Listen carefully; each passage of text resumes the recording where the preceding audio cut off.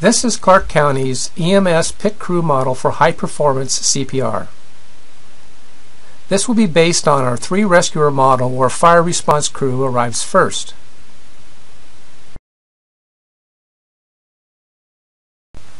Using the skill sheet that you have in front of you, we're going to identify 3 key positions that need to be filled. Rescuer 1 will fill the role of compressor, which is a BLS position. Rescuer 2 will fill the role of the cardiac monitor, which is an ALS position. This is also the resuscitation leader position. Rescuer 3 will be the airway position filled by a BLS personnel. As additional resources arrive, Rescuer 4 will fill backup compressor role. Rescuer 5 will be IV/IO medications, also a paramedic. Rescuer 6 will be in the IC, which is a company officer. Rescuer 7 will be additional resources, and so will Rescuer 8. This is the organized approach, or the pit crew model, to cardiac resuscitation. This diagram shows the ideal equipment placement during a pit crew resuscitation. The airway kit and suction near the patient's head, the life pack near the patient's shoulder, and the med kit near the patient's lower extremities.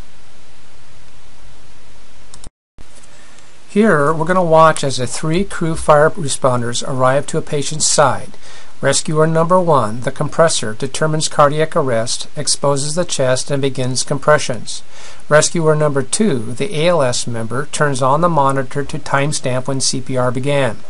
This rescuer also attaches the fast patches and connects wires to the monitor, also assuring it is in the paddles mode. The metronome is also turned on as well. Rescuer number 3, the BLS airway person, is placing a nasal cannula and can place an eye gel as needed.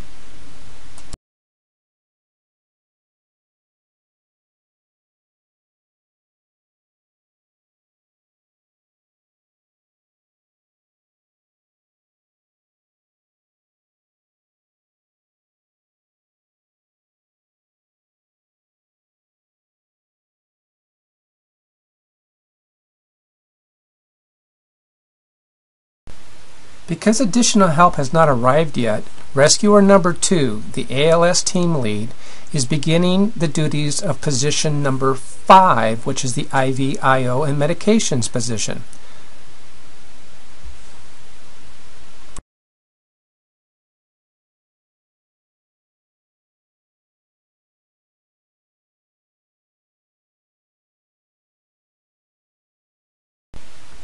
As rescuer number 3 now begins to ventilate the patient, particular attention is now spent making sure that ventilations are delivered on the upstroke.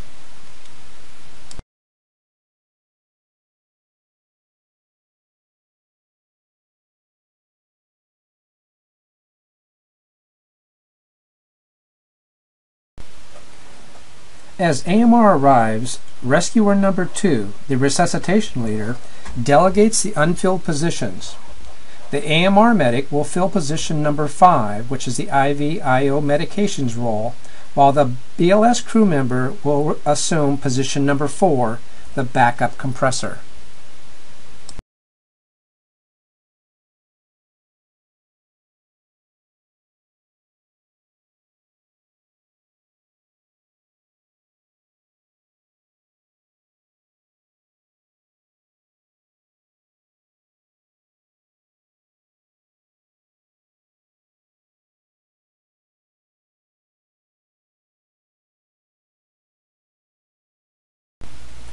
When a 2-person AMR crew arrives first, or a 2-member squad or a quick response unit, positions 1, 2, and 3 are filled by 2 people. Rescuer number 1 determines cardiac arrest, begins compressions. Rescuer number 2, the life pack, turns on the life pack, but now assumes rescuer number 3 position, airway. The monitor has been time-stamped when the compressions begin. So at this point he can leave the monitor and begin the role of airway by putting on a 10 liter per minute nasal cannula, Finish hooking up the fast patches to the monitor, attaching all wires and leads to the monitor, and turning on the CPR metronome.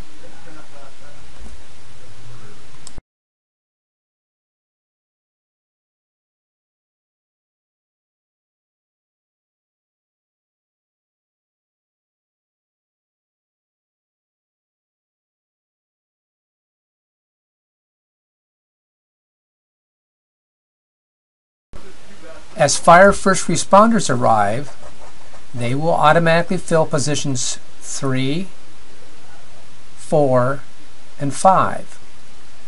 These are airway, backup compressor, and IV/IO medications.